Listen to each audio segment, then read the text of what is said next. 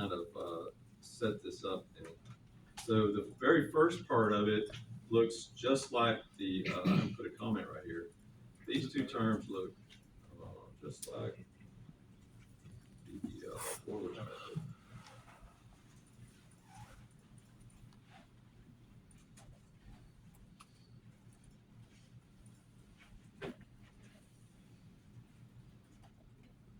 So that's going to give us one estimate, and that's why I called it Y slope 1 and V slope 1, because those are going to be the first estimates on the left side of the loop, on the left side of the time step, just like Euler's method.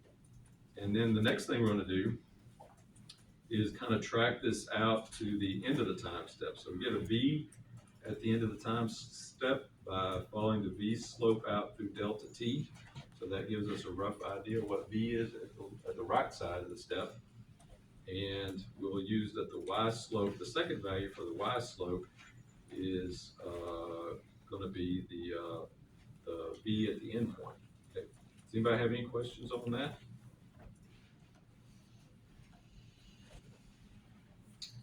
Okay.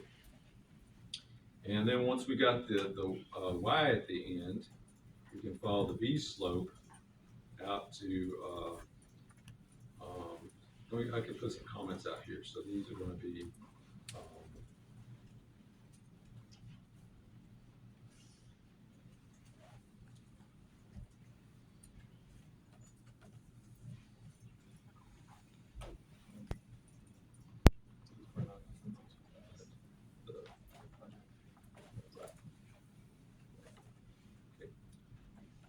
so we basically take those two out there on the end, and we got a V slope on the end, and we've got a Y slope on the end. Okay, does everybody kind of have the gist of that?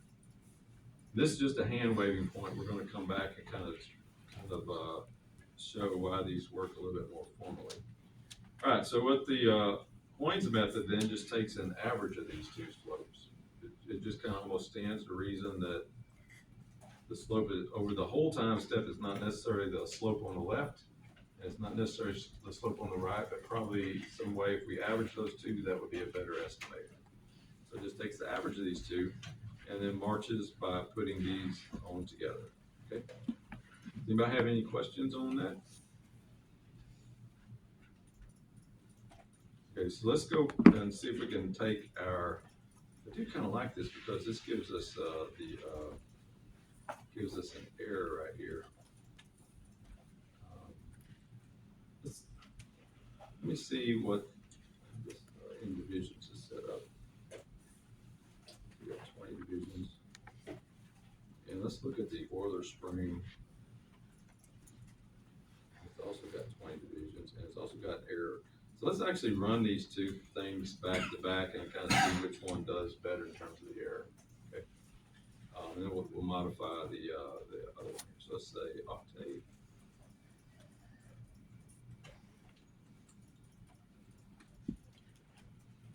Let's see. Let's do the Euler spring first.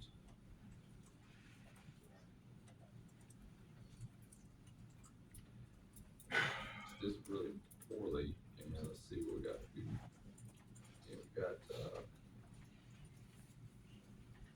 let's call this Euler error. We'll hold that one. So that's a horrible error. Sucks pretty bad. And then we'll do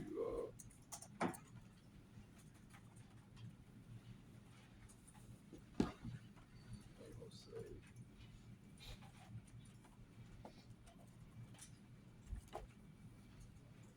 so wow, it's quite a huge difference right there. So that's probably why I got this one kind of stored.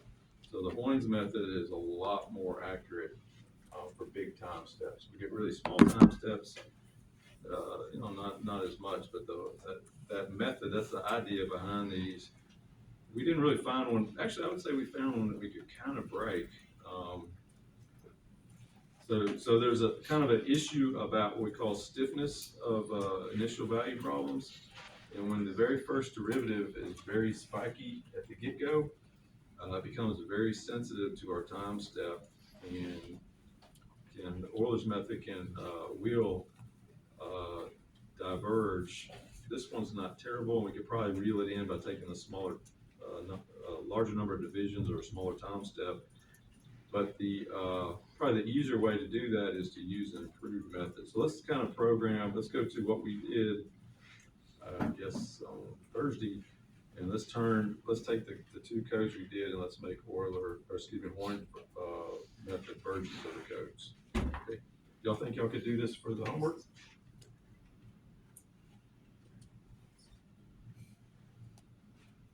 Some practice.